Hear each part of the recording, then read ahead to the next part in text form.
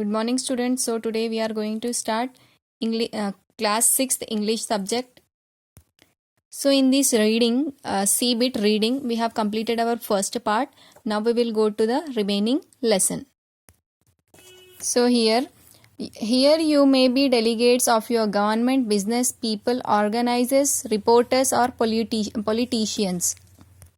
Here, the 13-year-old girl is saying that you may represent the government, that the government should take care of this. And all of us are someone's child. Here again, but really you are mothers and fathers, sisters and brothers, aunts and uncles. And all of you are someone's child. Again here, the 13-year-old girl, Severan Suzuki, is telling that all of us are someone's child. I am also a part of it. I am only a child, yet I know we are all part of it. So here again she is explaining that I am also part of it and we all are part of this family. 5 billion strong, in fact 30 million species strong, and we all share the same air, water and soil. Again here she is explaining that we are a part of this family and we all share same air, same water and same soil. Borders and governments will never change it that. So here by changing the government will not change the soil, water and borders. I am only a child, yet I know we are all in this together and should act as one single world towards one single goal. Again here she is explaining that I think we all are in this together and we should unite for a change, for a common goal. In my anger, I am not blind, and in my fear, I am not afraid to tell the world how I feel. So here she is explaining that in the anger, I am not blind. I can see everything, the change in the world, and and in my fear I am not afraid. Again she is explaining that I am not afraid to tell about these in this conference.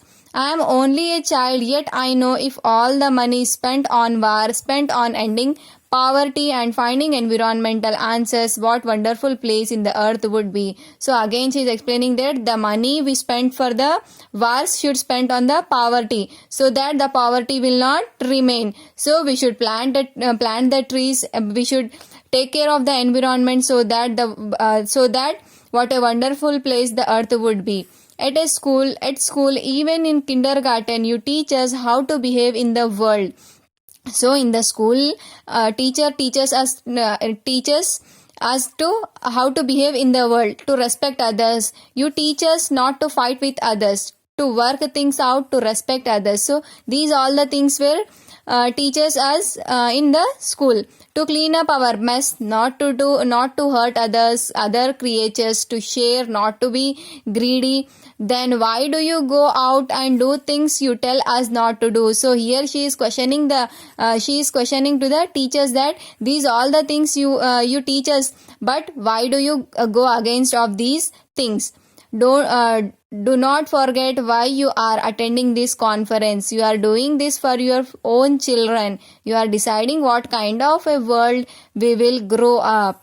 Parents should be able to comfort their children by saying everything is going to be all right. It's not the end of the world. So parents used to say, she is explaining again in the conference that parents will tell that everything is going to be all right. It's not the end of the world. We are doing the best we can. But I don't think you can say that to us anymore. So she is questioning to the parents who are attending this conference. Why are you? But don't you think that you are saying thus so she is questioning and explaining that from now onwards don't say anything about this. By saying that parents used to say that everything is going to be all right, but she is explaining that don't say these words again and again, because you are not doing these things to protect us. Are we even on your list of priorities? My dad always says you are what you do, not what you say. Well, what you do makes me cry at night. You grown ups says you love us. I challenge you, please make your actions reflect your words. Thank you for listening. She is explaining that saying is not necessary. We should do and prove that challenge. Okay. So I hope you have understood this lesson. Thank you.